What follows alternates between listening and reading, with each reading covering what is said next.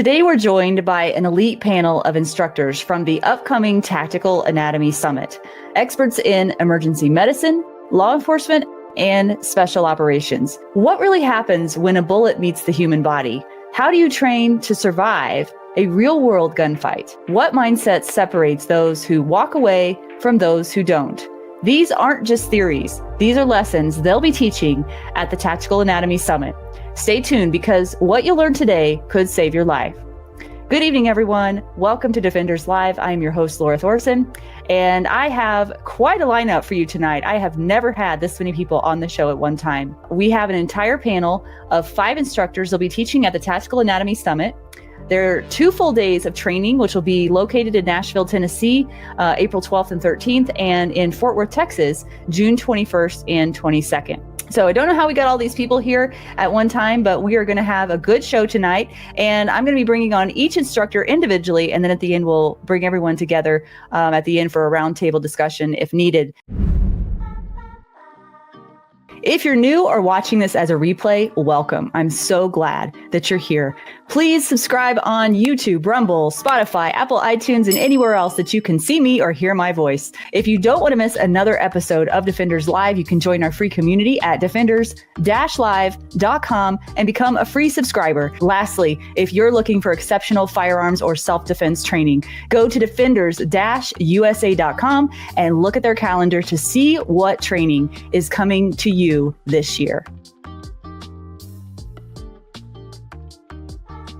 First, I want to understand how the Tactical Anatomy Summit came to be and why it's so important. And for that, we will be bringing on Steve Moses. First of all, Steve Moses has been a defensive firearms and tactics instructor for 30 years and provides customer support and content for the Firearms Trainers Association and content for CCW Safe. He's a certified Tactical Anatomy shooting with X-ray vision instructor, a range master certified defensive shotgun, and basic, advanced, master, and professional pistol craft firearms instructor, as well as a former Texas Department of Public Safety Level 4 personal protection instructor. He also holds instructor certifications in red dot pistol fundamentals, empty hand knife defense, OC less lethal, small impact weapons, active shooter response, force on force, and other disciplines. He is a retired deputy constable, former member on multiple precinct special response team, and a member of the Firearms Trainers Association. Steve Moses, the brainchild behind the Tactical Anatomy Summit. Hey, Steve. Good afternoon, Laura. How are you? I'm great. Thank you so much for coming on. So this is a nice challenge for me. Thank you for challenging what I normally do, which is just one-on-one interviews.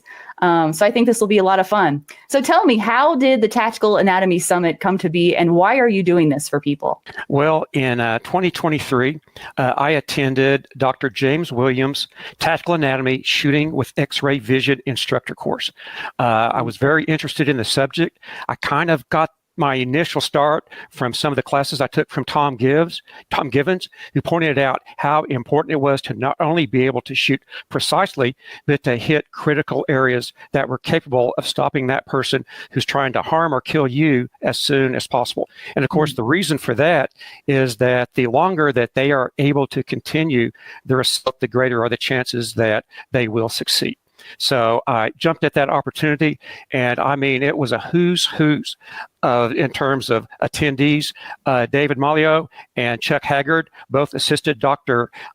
Williams. This is a program that he's had in place for many, many years. He's been teaching this shooting with X-ray vision instructor course for some time.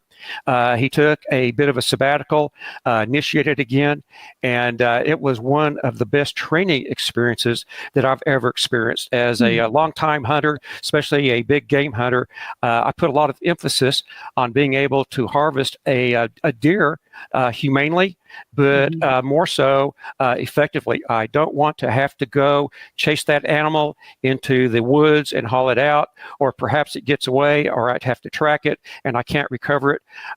So it was very important to me that I'm able to put that deer down right in its tracks. Well, I got to thinking about the parallels between that and being in a defensive shooting situation in which someone else is. It's not that I'm trying to put them down in their tracks.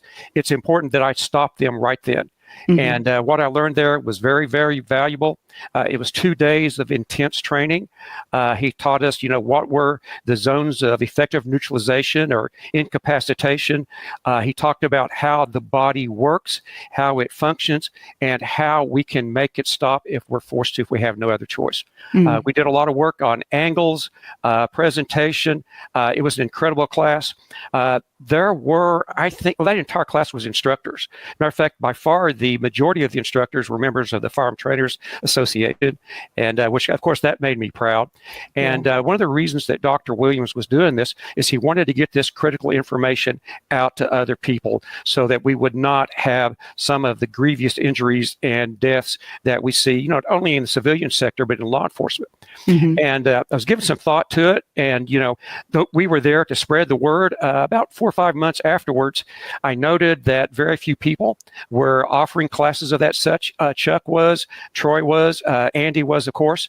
And I thought, well, this is not an effective way of getting the word out.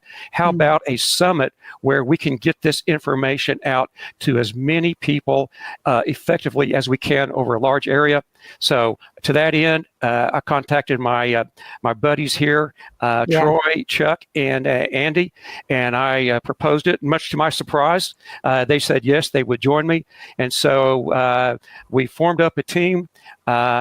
We put together a syllabus. We held the first class in Fort Worth last year. I believe it was in November, and it's kind of the rest was history. Cool. And so Chuck is the one that really has a deeper understanding in how Dr. Williams developed the course. Hopefully at some point we can get him to maybe elaborate on that.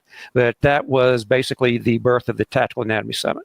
Cool. I love that. Well, it's quite a group of guys you've got. That's for sure. I met them behind the scenes and they all seem like really awesome guys just to meet, just to get to know. And that's helpful for sure. You are a firearms instructor and you have a lot of experience in this. And one of the classes you're going to be teaching is a live fire class on Saturday. And you call it 3D Approach to Defensive Shooting and Significance of the Aortic Arch. Could you tell us more about that and what you'd like to accomplish with that? Well, this is about a 3.5-hour class in which our objective is to make sure that the students have an understanding of the areas, the critical areas that we probably need to target in the event that we need to stop another person. And probably I don't want to say default, but certainly the one that I would probably default to is going to be the aortic arch, which is that portion of the body that lies right above the heart. That's where your great vessels are, superior vena cava, superior vena cava. Well, superior vena cava is right. Superior aorta, pulmonary trunk, and the other great vessels that go up that feed the carotids. That is an area that could be covered with about a playing card. And so we want students to not only understand the significance of that, but that you can't shoot directly at it from every presentation that you might see.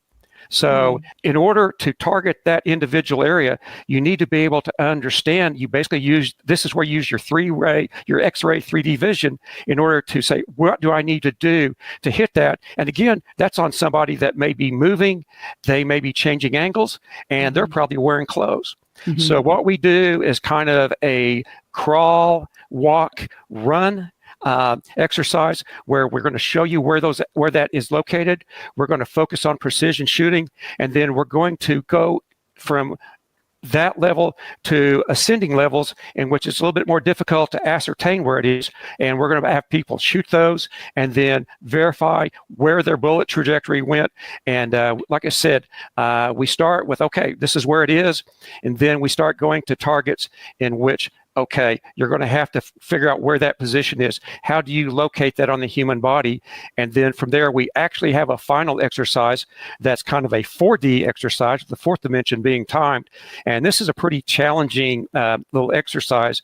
We really got some good feedback on what we did last time, where basically you have only a short time to fire. You never know how long that's going to be. You get a start signal and you get a stop signal. It could be anywhere from 1 second to 4 seconds. I've done this before. Yeah. And if you continue to shoot after the stop signal was, indicated, well, basically either you shot somebody that didn't need to be shot or you missed because that target was no longer there. Yeah. So really looking forward to that That's part. really good.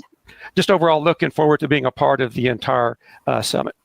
That's awesome, Steve. Thank you for that kind of overarching how we got here approach, and then diving in a little bit to what you'll be contributing to. I want to switch over to Andy now, if you're okay with that, Steve. Is there anything else you wanted to say? No, by all means, let's go to Andy. Okay, let's go to Andy. Let me introduce him here real quick. So Andy Anderson, MD, is a professor of emergency medicine at the Level 1 Trauma Center in Jackson, Mississippi. Well, I like saying that, Mississippi, where he has practiced clinical emergency medicine for the last 21 years. As both a paramedic and a medical doctor, he has been treating gunshot wounds for over 30 years.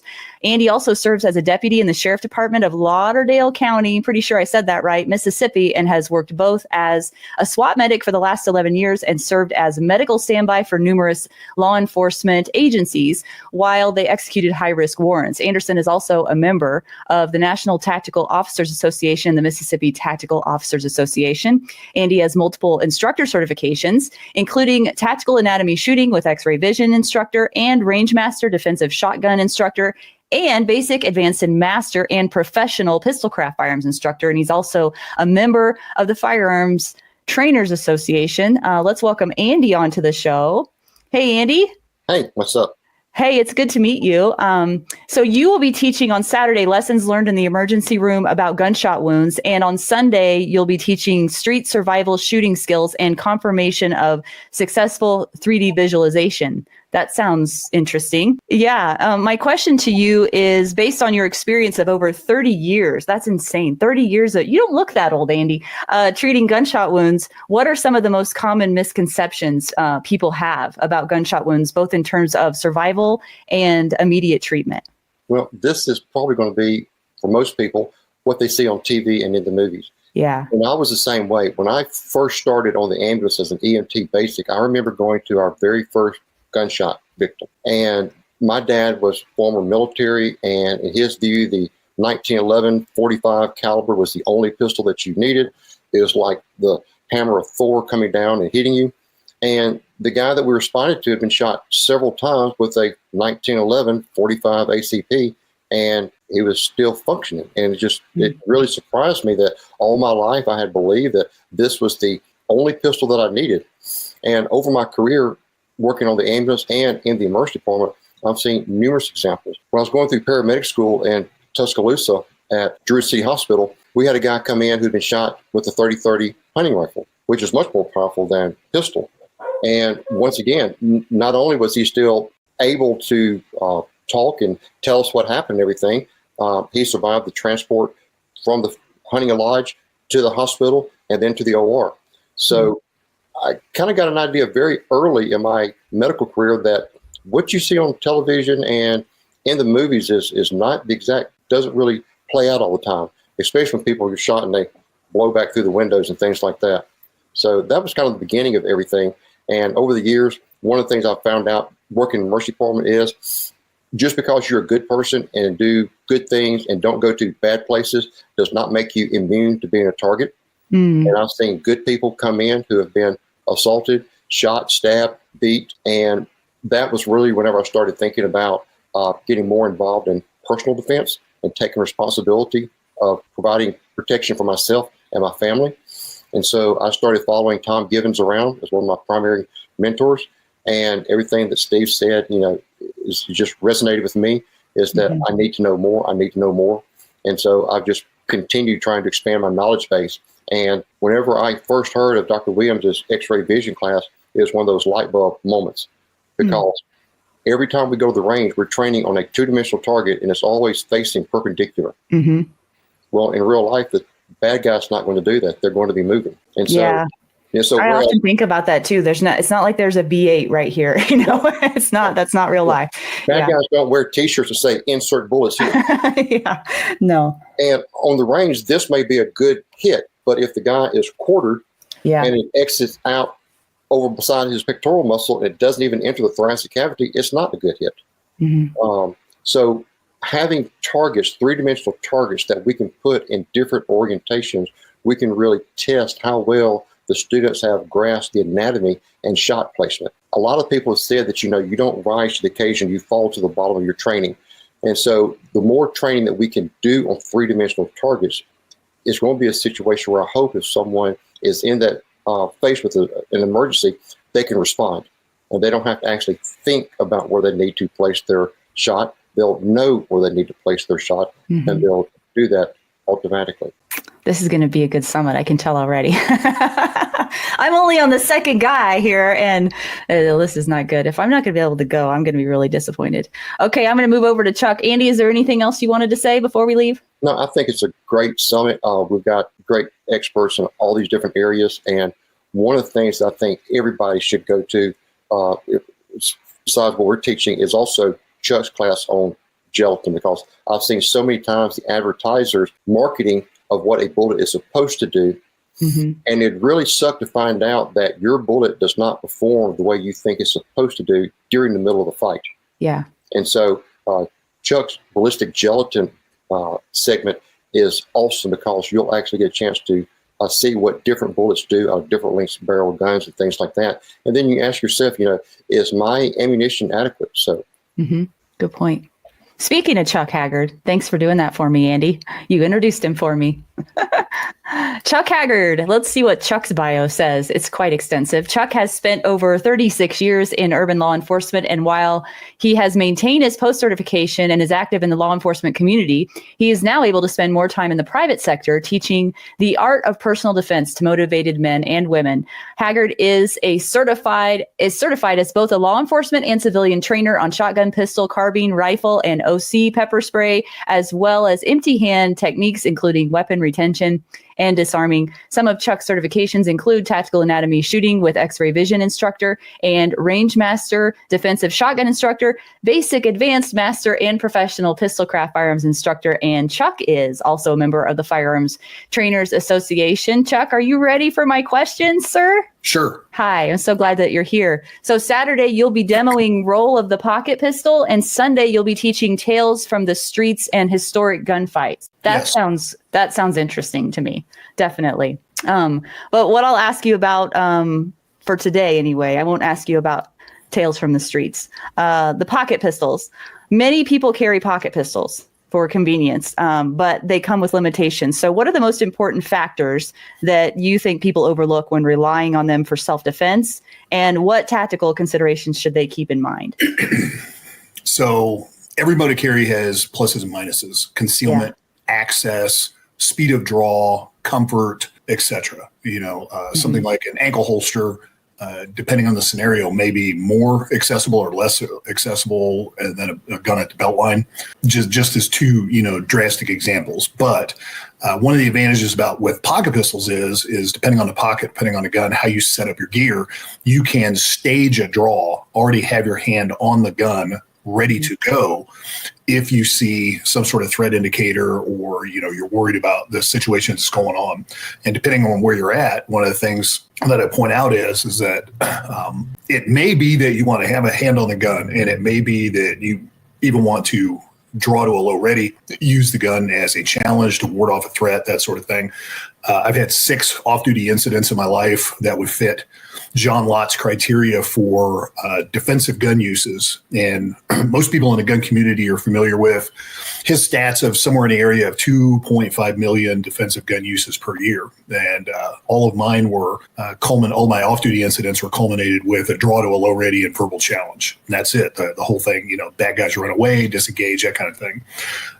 Have your hand on the gun. So one of the things that a pocket gun allows you to do is already have your hand on the gun. With the recent weather around here, it started out at 60 this morning, but last week we were at -18 at one point. So people put on heavy clothing. Yeah. So your pocket pistol might not be a pants pocket, might be a coat pocket gun. In the use for that would be a belt level gun, however you carry it. If it's behind the hip, appendix, whatever the case may be, if you're wearing enough clothing because it's cold enough, your access to your normal carry gun may be extremely limited. So part of what we do in that class is how to apply a pocket pistol effectively, utilizing the tactical anatomy principles. Also, you guys, when you were talking to Andy, you were talking about the ballistic gelatin. I talk about load selection, criteria for ammunition that fits what we want to teach in tactical anatomy, so that you can maximize your handgun, your ammunition into making those zones of incapacitation work. And then obviously, if you have a gun that you can access, regardless of anybody's feelings on the limitations of that gun, say it's a 5-shot 38 versus, what a lot of people carry is some sort of double stack 9mm.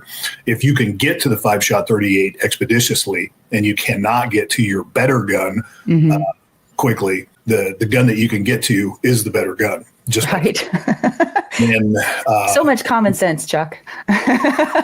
one of the drills that I demonstrate in that is use of a surprise draw in what I'll roughly categorize as a hostage rescue shot. And that's one of the things that what we teach. And a lot of people think of hostage rescue in the manner of you're a SWAT team guy, you have to go in, rescue hostages, and then the classic or the sniper shot because, the guy's got the bank clerk like this.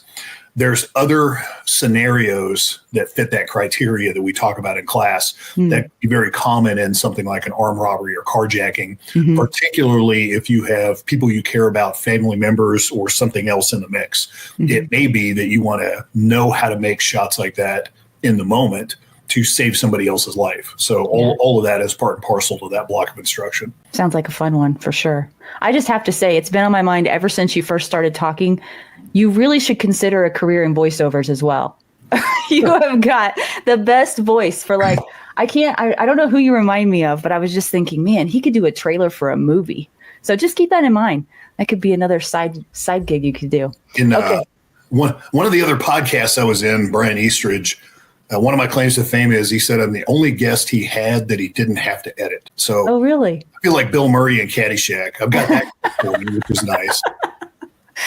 Oh, Chuck, you know what? I got to tell you, I got my Girl in a Gun shirt on today. You guys should see a Girl in a Gun shirt. And I just signed up for classes this morning, and I really wanted to get in because I was in your class last year. I wanted to get in again this year, but I wasn't able to. But anyway, huge fan of yours. Really appreciate you coming on. I enjoy going to that conference. That's a good time. Fun, isn't it? Yeah. Mm-hmm.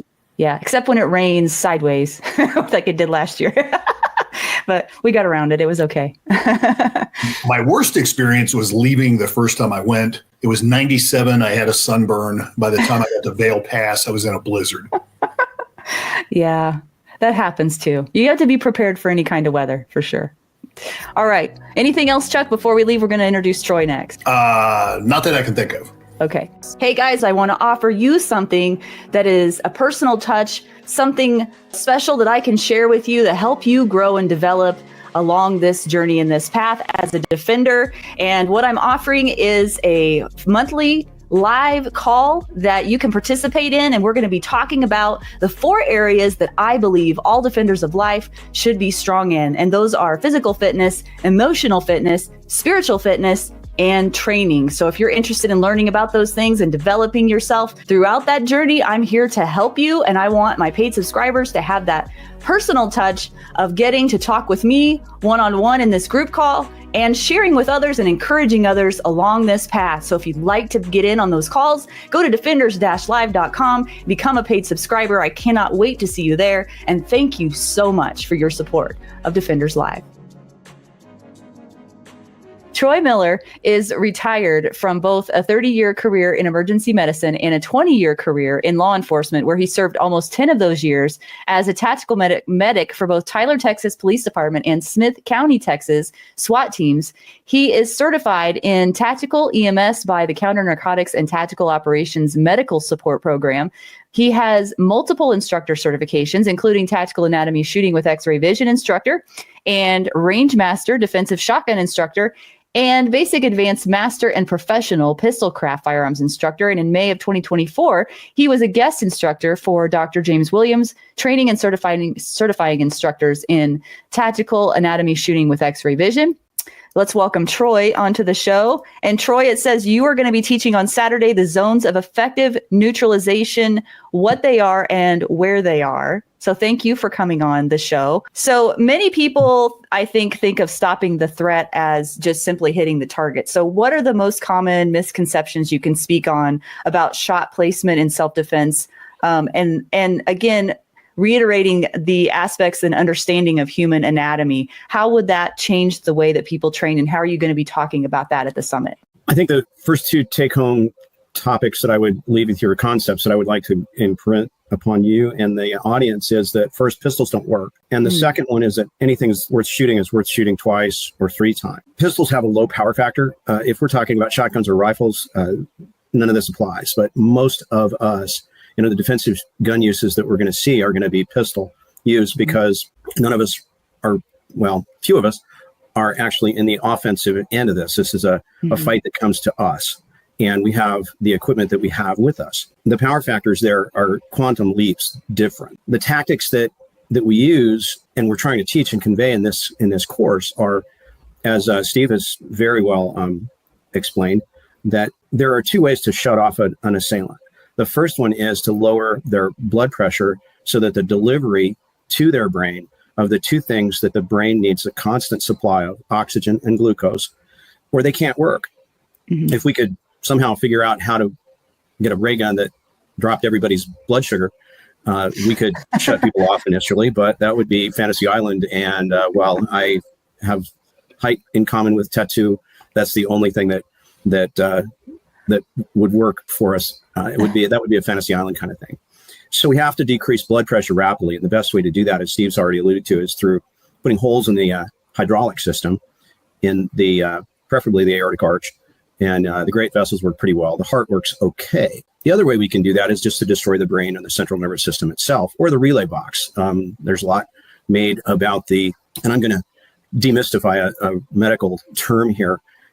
You hear a lot of talk about the medulla oblongata as the thing that has to be hit. I think it's kind of ironic that medulla oblongata in Latin just means that oblong thingy there in the middle. It really, one of the things that I do in my talk is demystify some of the medical leads so that it makes it a little more accessible and less mystic.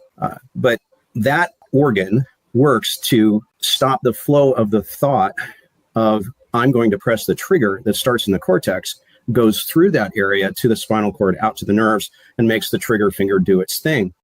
If we can destroy that relay section, that message doesn't get through. So Chuck had already alluded to that, the hostage shot. That's the brain and brainstem, or the bottom of the brain, is a good thing to hit, because you can stop that message from getting through, and you get a flaccid paralysis, or just a relaxation of everything. There's no snatching at the trigger finger. So you can resolve a hostage situation by destroying that, even if there's a finger on a trigger and a muzzle drilled into the side of your head. That's a good thing from some perspectives. I don't know if that answered your question, but I hope it did. I love how you all are so different. That's what makes a good get together as well, I think, is having different people from all walks of life and different expertise. So I really appreciate you coming on. Okay, Troy, nothing left to say? Okay. Different, you say with me. Looks aren't everything, Laura. So that is...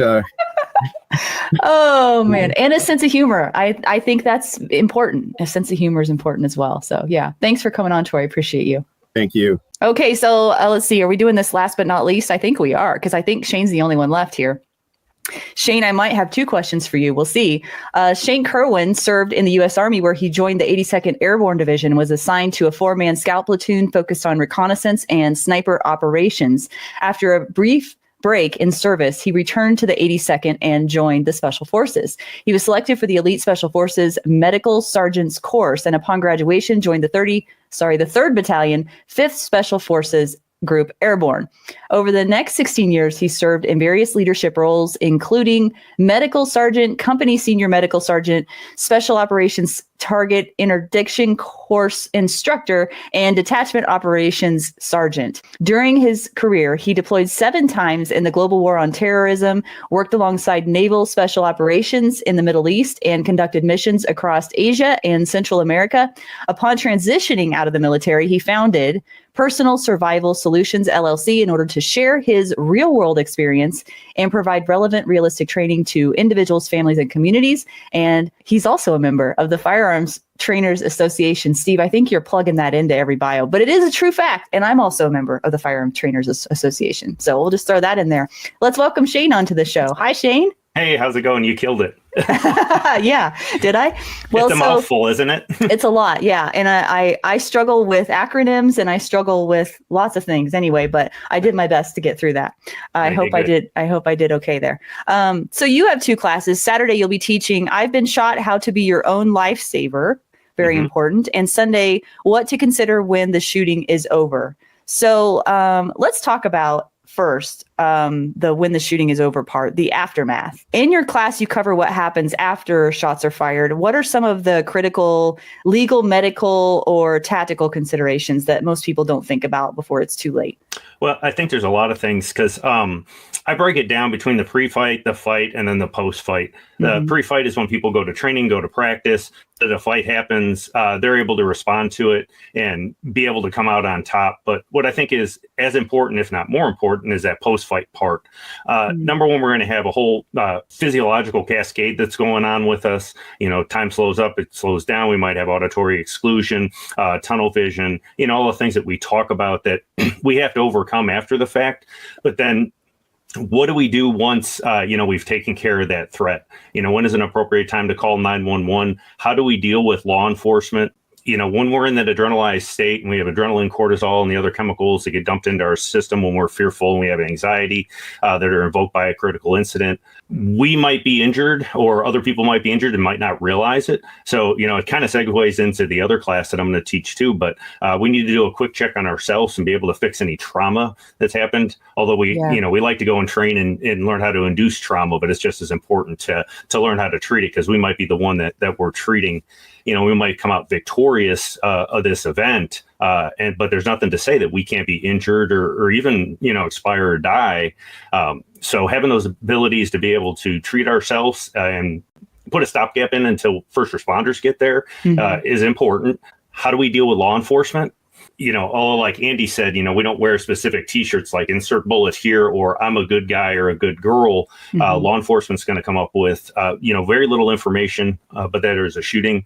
And so how do we deal with them if we still have a firearm in our hand or, if we've put it back in the holster, we've set it down, complying with commands, understanding that you could potentially be detained, even maybe for a short period of time, you could be charged. And then, the other legal implications of, you might be sued civilly. So there's this whole facet that goes into, the post-shooting part that a lot of people don't understand or it's not addressed by folks. Yeah, I appreciate that. Was, honestly, what you just said is like that whole entire thing you just said could be like an entire day's class right there. I mean, so many things to take into account. And this just popped into my head. I'm just wondering, it seems as though it would be really common for someone who's been in an incident like that, just imagining here in my mind, that if they had seriously bodily injury to themselves, if they themselves had been shot, what are the chances that they even realize that in the moment? Aren't they pretty slim, or am I? I think it really depends on the person and, what kind of experiential base they have with, reality-based type training, the mindset that they have. But, adrenaline and the various chemicals do some weird things to us. Yeah. And from previous training myself or previous experience, sometimes we don't even realize that things happen or we make things up that happen that didn't really happen. And so with that adrenaline coursing through our system, we can be severely injured and not even realize it. So, we need to do a visual and tactile check of ourselves and then anybody else that's with us too, because, they could be suffering from the same things and then treat that trauma as we find it. Yeah. And then couldn't also the opposite happen? Like, I think I've seen videos where people actually aren't injured that much, but it gets in their head that they're bleeding. And then they, you know what I mean? Like their mindset is such a big component in it. Almost like, I wouldn't say they like give up, but they just see that they've been hit or they see something that may not be it's just like what they made up in their head, like what you said. And then they actually turn it into a worse circumstance than what actually is going on. Do you get what I'm saying? Sure. Have you seen that too? Yeah, absolutely. And I call them high wow factor wounds. They're not. Yeah. Okay. Well, so they're something that draws your attention, whether it's something that happens to you or something that's happened to somebody else. And, they're fairly inconsequential, but when we see them, they look really bad. And so, if it's something that happens to us or say that a loved one that's there and it's this high wow factor wound, it could draw us in, number one, where we could miss something else that could potentially be lethal. But then also it could affect our mindset and, going back to like Andy said, we get a lot of our information and knowledge, unfortunately, from television and movies. Mm-hmm. And what happens when people get shot in the movies? They fall down or they go flying or whatever the case may be. So if that's your only experiential base and you see one of these high wow factor wounds, something that's fairly inconsequential, it could put you into shock, and you could think that it's something that's more severe than it is, and might completely take you out of the game. Right. Yeah, that's what I was thinking. It could go either way. Mm-hmm. I kind of had a mindset question actually here that sort of segues into what are the mental or training habits that you believe are essential for civilians that want to develop that level of readiness and resilience in high stress situations? Can you speak to that? Sure.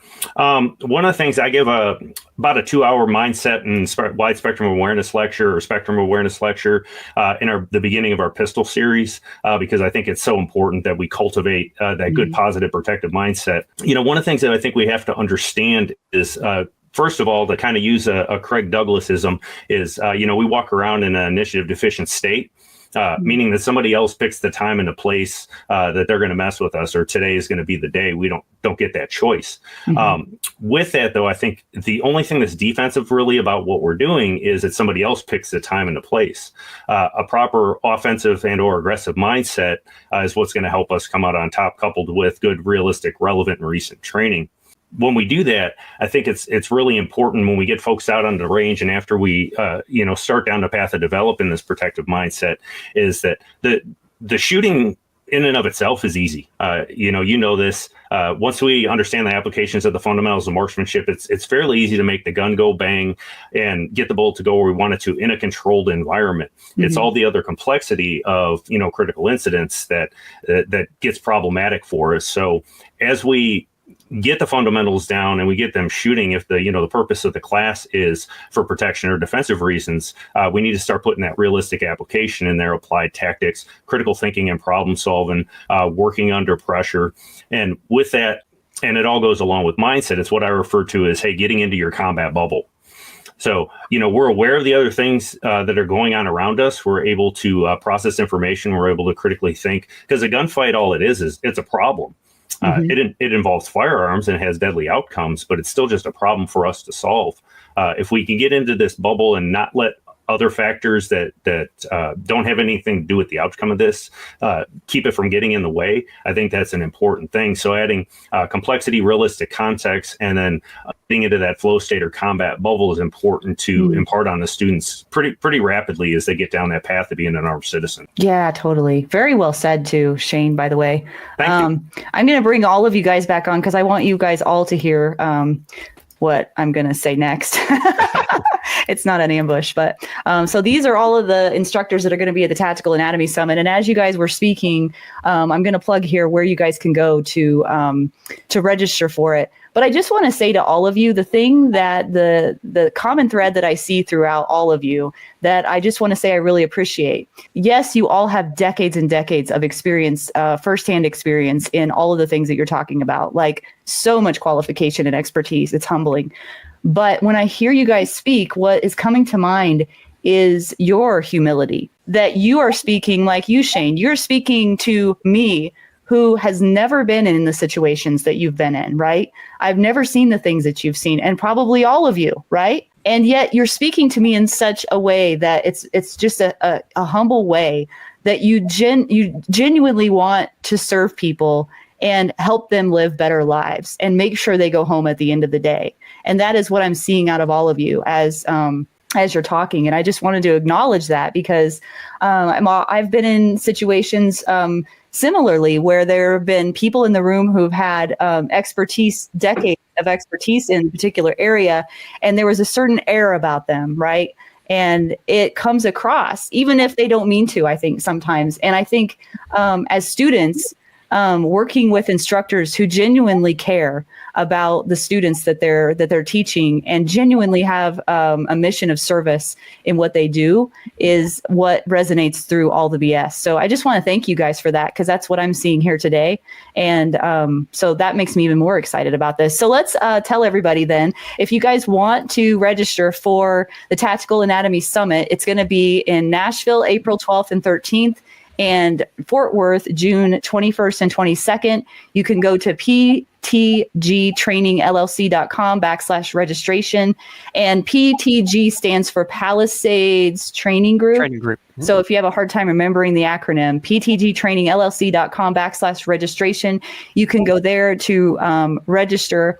I'm sure that there are many things that I did not get to in this interview. And if there are any gaps that need to be filled, guys, now would be the opportunity to fill the audience in on something that we may have not yet discussed about the summit. One thing I would like to add is that the summits, we run small classes. We have an excellent instructor to student ratio, and typically we'll have 16 or 17 students, and that's all. So we can pay attention to what the people are doing and make sure that they have the greatest learning experience. And as far as the Nashville Summit is, we have 4 slots left. Ooh, So really? Oh, correct. man. Yeah. So if people are interested in getting in on that summit, probably now's the time to sign up.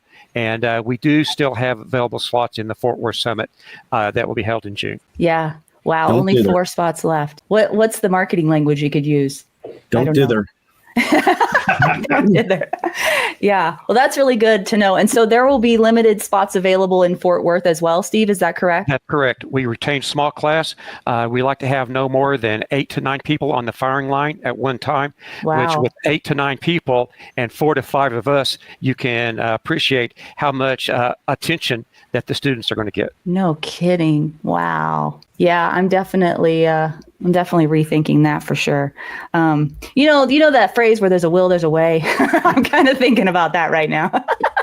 So awesome. Okay. Well, anything else you guys have before we wrap up? I think we've given them when, where, and why, and all the stuff. So appreciate all of you guys taking the time to join me today. It's really hard to get this many people all together at one time. So Steve, kudos to you. However you made that happen, I don't know, but you can teach me the tricks later, I guess. Well, and one more thing, and I think these gentlemen will agree with me.